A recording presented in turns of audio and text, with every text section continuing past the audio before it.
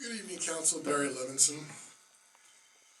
Back in February, I witnessed unconscionable behavior by this Fullerton City Council, Fullerton City Attorney, and the Fullerton Police Chief. Behavior was to provide false and very misleading information about the Fullerton Child Sex Offender Residency Restriction Law, known as Ordinance 3149, to justify its repeal.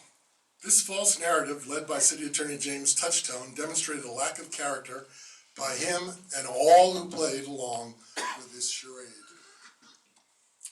I am here to proclaim very loudly that character does count, and not one individual on the dais that evening demonstrated any character. Not one.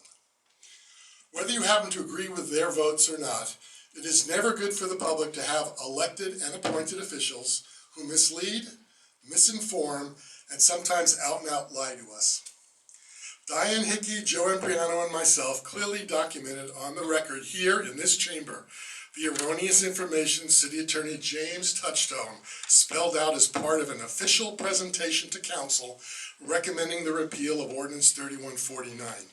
He stated erroneously that the ordinance impacts all sex offenders when the ordinance clearly defines a sex offender as only child sex offenders for purposes of the law.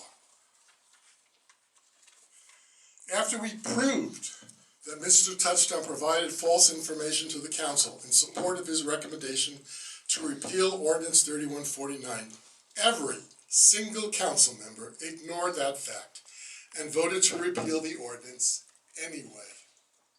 They, in fact, by not acknowledging James Touchstone's egregious error, chose to be a huge part of the deception. Touchstone's failure to acknowledge his error after we corrected him strongly suggests that it was not an error at all, but an intentional ploy / conspiracy to mislead the public on this very important issue. What has City Attorney Dick Jones done in regard to this misinformation given by his partner in his law firm? As far as I know, absolutely nothing. This whole scenario is shameless behavior by our City of Fullerton government, and it can't be tolerated going forward. I can for certain claim that each and every one of those individuals sitting here tonight will be held to account by the Fullerton public.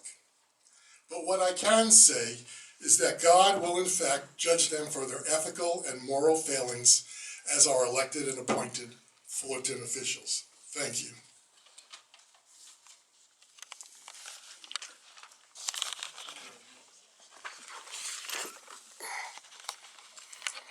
Good evening, Joe Impriano. Mr. Levinson's points need to be well taken. He knows what he's talking about. The city attorney that was here that night was parsing words and playing games with the truth. And all five of you, as elected representatives, should look into what Mr. Levinson has raised. Mr. Silver, your wife is in the assembly. State law protecting sex offenders is what's really going on, not protecting children. The state law that's in place right now has no teeth. The local ordinance that Mr. Levinson worked hard to get passed had teeth. The state laws don't do what people think they do. Barry's law did. Barry's law was very specific in terms of who it applied to, and thereby making it very strong in terms of its ability to withstand challenges in court.